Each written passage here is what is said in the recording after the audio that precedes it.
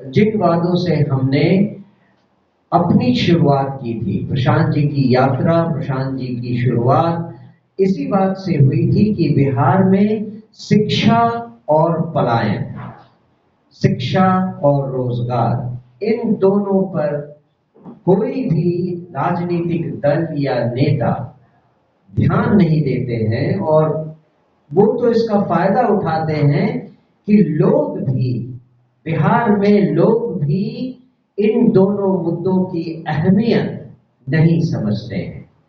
उस संदर्भ में दो चीजें आज आपके सामने हम रख रहे हैं। एक, जो मैं आपको ब्रीफ करूंगा थोड़े डिटेल में, वो है PhD holders and research scholars association of Bihar, जिन्होंने 4 तारीख से मेरे ख्याल से गर्दनी बाग पर धरना शुरू किया था। और उनमें से कई लोग अनशन पर थे, भूख हड़ताल पर थे। शायद 16 तारीख को उनमें से कई की तबीयत काफी खराब हो जाने के कारण उनको हॉस्पिटल भी ले जाना पड़ा था। वो भूख हड़ताल अभी भी चल रही है और हम चाहते हैं कि आपके माध्यम से बिहार और बाहर सब लोग ये जाने कि असल मुद्दा क्या है। ये पीएचडी होल्डर्स और रिसर्च स्कॉलर्स इस बात पर सरकार का विरोध कर रहे हैं कि जो डिग्री कॉलेजेस में प्रोफेसर्स की बहाली होने वाली है, सरकार ने जैसा वादा किया था कि सारे प्रखंड में एक एक डिग्री कॉलेज खोलेंगे, इन डिग्री कॉलेजेस में जिन प्रोफेसर्स की बहाली की जाने वाली है उनका सिलेक्शन कैसे होगा। जो नए टीचर्स हैं उनका जो सिलेक्शन प्रोसेस बिहार गवर्नमेंट ने अभी लागू किया है वो यूजीसी के प्रोविजंस के विरुद्ध है। अगर किसी डिग्री कॉलेज में किसी प्रोफेसर की बहाली होनी है या शिक्षक की बहाली होनी है तो उसके क्राइटेरिया में उनके पीएचडी के मार्क्स की वैल्यू 30% होनी चाहिए, लेकिन उसके बदले उसे घटाकर 11% कर दिया गया है। अगर आप किसी कॉलेज में प्रोफेसर को एम्प्लॉय कर रहे हैं तो उसके मैट्रिकुलेशन और इंटरमीडिएट की डिग्री से ज्यादा उसके मास्टर्स और पीएचडी के डिग्रियों की वैल्यू होनी चाहिए। इसे बिहार सरकार नहीं मानती। बिहार सरकार कहती है कि पहले मैट्रिकुलेशन और इंटरमीडिएट की डिग्री पर हम उनको बहाल करें और उसकी परसेंटेज ज्यादा हो गई है। उसके साथ साथ अगर कोई पीएचडी कर रहा है तो उसने कितने रिसर्च पेपर निकाले हैं इस पर उसकी इवैल्यूएशन होनी चाहिए थी कि कौन व्यक्ति कितना सक्षम है एज अ पीएचडी स्कॉलर जो कि अच्छा प्रोफेसर बन सकता है। लेकिन बिहार सरकार के गाइडलाइन में वो प्रोविजन ही हटा दिया गया है।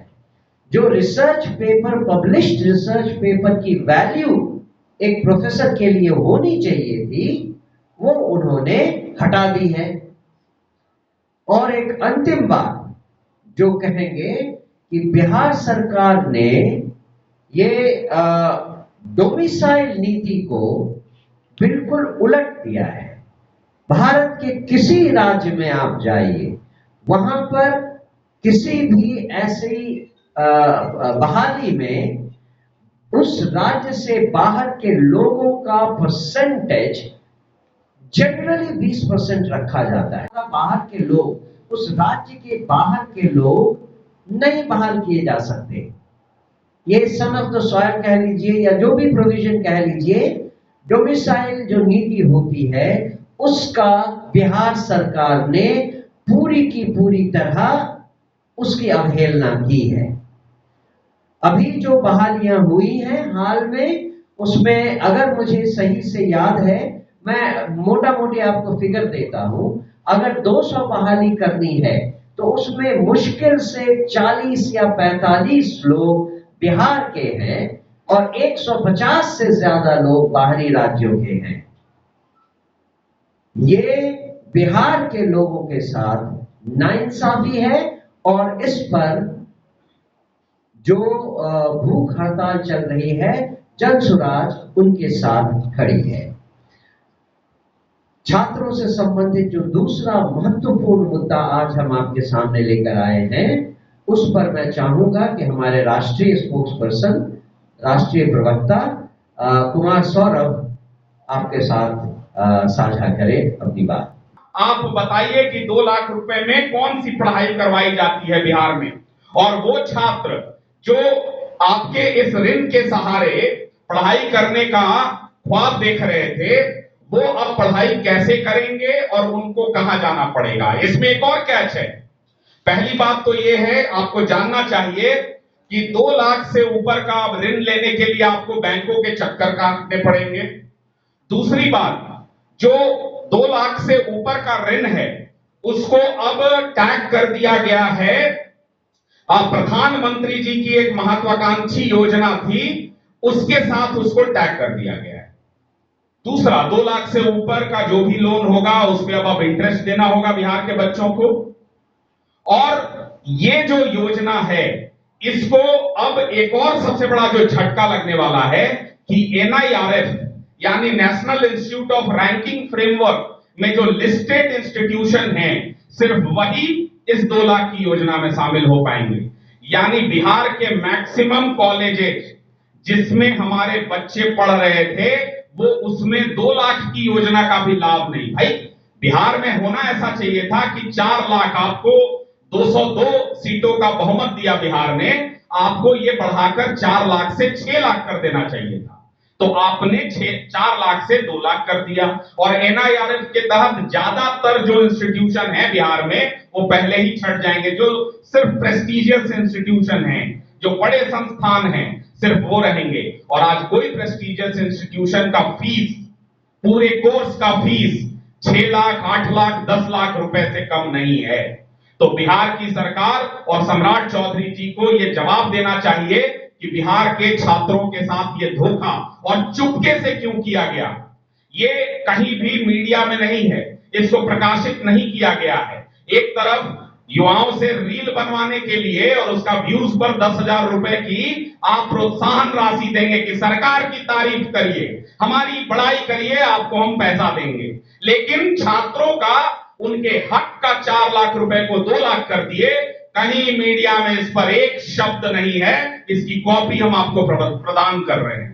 तो ये सरासर छात्रों और जेनजीज के साथ धोखा है और जनसुराज इसका मुखालफत करती है, विरोध करती है और तत्काल सम्राट चौधरी की सरकार को यह अल्टीमेटम देती है कि पुनः इस 4 लाख को आप लागू करिए, आगे नहीं तो आप आंदोलन के लिए तैयार रहिए, इसको छोड़ा नहीं जाएगा। पहली बात। दूसरी बात, ये छात्रों की बात थी, अब युवाओं की बात करते हैं। युवाओं की बात में ऐसा है कि पहले भी हम सबने इस विषय को उठाया और क्या क्या वादे किए गए। ये जो नए शिक्षा मंत्री जी आए हैं, इनके बयान उठा के देख लीजिए। पहले तो ये छात्रों को धमकाना बंद करें। ये कहते हैं कि हम समझा देंगे अगर समझ में नहीं आएगा तो हमको नहीं लगता है कि लोकतांत्रिक प्रक्रिया को छोड़कर यहां धमकाने और समझाने वालों की सरकार चल रही है। आप युवाओं और छात्रों को नहीं धमका और समझा पाएंगे, पहली बात। दूसरी बात, 24 अगस्त 2024 को ये तय हुआ था कि TRE-4 का आप जो है नोटिफिकेशन छोड़िए, इसकी नियुक्ति की प्रक्रिया प्रारंभ की जाएगी। आज लगभग 2 साल बाद हम आपसे बात कर रहे हैं। कितना समय और लगेगा TRE-4 के उन अभ्यर्थियों पर जिन पर आपने लाठी चलाए, डंडे चलाए, उनको दौड़ा दौड़ा कर पीटा गया, कितना समय लगेगा? और शिक्षा मंत्री को क्यों फुर्सत नहीं मिल रहा है जो अभ्यर्थी वहां गर्दानी बाग में बैठे हुए हैं? अगर कल जनसुराज जाएगा, इन छात्रों और अभ्यर्थियों के साथ बैठेगा, तो आप कहिएगा कि राजनीति हो रहा है। इसलिए हम लोग इसका राजनीतिकरण नहीं करना चाह रहे। जब भी TRE-4 के अभ्यर्थी या बाकी के जो लोग जिनकी हम बात करने जा रहे हैं चाहेंगे, जनसुराज पूरी मजबूती के साथ, चाहे वो TRE-4 हो, BPSC के लोग हों, जो है लाइब्रेरियन हो, एईटीए हो, कंप्यूटर हो, पीटी शिक्षक हो, दारोगा, सिपाही, बीटी, जितने अभ्यर्थी हैं, जन स्वराज पूरी मजबूती से एक एक अभ्यर्थियों के पीछे खड़ा है। और जब जरूरत लगेगी इन संगठनों की कि जन स्वराज की भूमिका उसमें हो, आप बताएं, हम लोग शामिल हो जाएंगे। आप निश्चित। नोटिफिकेशन बीएसएससी का भी 2023 में आया था। 2023 में भी बीएसएससी का नोटिफिकेशन आया था 10+2 के बाद। बिहार कर्मचारी जो चयन की प्रक्रिया है, क्या हुआ उसका आज तक बीएसएससी के उस नोटिफिकेशन का? क्या अप्लाई हैं? क्या उनकी भर्तियां हुई हैं? आप पहले ये जवाब दीजिए। दूसरा, टीआरई 4 में जैसे टीआरई 1 में, 2 में, 3 में एकल परीक्षा हुआ, वैसे ही टीआरई 4 का भी सिर्फ एकल परीक्षा होना चाहिए। दूसरा, आपने जो अनुबंधित जो लोग हैं, जो कॉन्ट्रैक्ट पे लोग हैं, उनके लिए आपने एक वेटेज की प्रक्रिया का प्रारंभ किया है, जिसमें आपने कहा है कि हम लगभग 600 मार्क्स होता है, उसमें संविदा वेटेज ये लाएंगे। संविदा वेटेज का मतलब ये हुआ कि जो कॉन्ट्रैक्ट पे ऑलरेडी हैं, वो अगर अप्लाई करते हैं बीएसएससी में, तो उसमें संविदा पर जो कर्मी हैं, उनको संविदा का जो परीक्षा है, उसमें 150 मार्क्स उनको ऑलरेडी बिना परीक्षा दिए हुए मिल जाएगा। तो भैया हमको बताओ, यूपीएससी में क्यों नहीं है, बीपीएससी में क्यों नहीं है, नीट में क्यों नहीं है, बाकी की परीक्षाओं में क्यों नहीं है, ये बताइए। और ये मांग छात्र उठा रहे हैं वहां गर्दनीबाग से, ऑलरेडी आपके साथ खड़े हैं कि संविदा वेटेज पूरी तरीके से गलत है। 600 मार्क्स सबके लिए बराबर होना चाहिए। कॉन्ट्रैक्ट पर कोई है या नहीं है, 150 मार्क्स उनको नहीं मिल सकता है। ये पूरी तरीके से असंवैधानिक है, गलत है। दूसरा, आप ये बताइए कि मंत्री जी, कब आप टीआरई 4 का जो है ये छात्रों और युवाओं को भरोसा दिलाएंगे कि एक ही परीक्षा होगा? आपको टीआरई 5 लेना होगा, उसमें आप पीटी लीजिए, मेंस लीजिए, जो भी लीजिए। इसका कारण ये है कि टीआरई 4 आज नई घोषणा नहीं है, टीआरई 4 अगस्त 2024 की घोषणा है। दूसरा, टीआरई 4 के कारण 2 साल जो हमारे अभ्यर्थियों का नुकसान हुआ है, इसकी भरपाई के लिए टीआरई 4 में उम्र की सीमा को भी आप 2 से 3 वर्ष बढ़ाइए। ये जन स्वराज की मांग है। आपके कारण इन अभ्यर्थियों का 2 साल 3 साल का समय नष्ट हुआ है, ये आपको देना पड़ेगा। दूसरा, आप टीआरई 5 में आपको जो आगे करना होगा वो आप करिएगा। टीआरई 4 में पीटी और मेंस नहीं होगा, एकल परीक्षा होगा। और टीआरई 4 के अभ्यर्थियों के लिए जल्द से जल्द घोषणा हो। 10+2 भर्ती में जो लगभग 26,000 पेंडिंग है, उसको आप जल्द से जल्द घोषणा करिए। सीजीएल 4 की जो भर्तियां हैं, उनकी घोषणा आप करिए। एएसओ में जो हजारों भर्तियां आपने रोक रखी हैं, उसकी घोषणा करिए। बीएसओ, एसएसओ में जो सैकड़ों और हजारों भर्तियां हैं, उसको करिए। Office assistant, computer teacher, PT teacher, आप सारे के सारे रोज सिर्फ कहानी है आपका। तो सरकार दोनों बातों का तत्काल निराकरण करे और हम सब छात्रों और युवाओं के साथ पूरी मजबूती के साथ खड़े हैं। आपका बहुत बहुत धन्यवाद।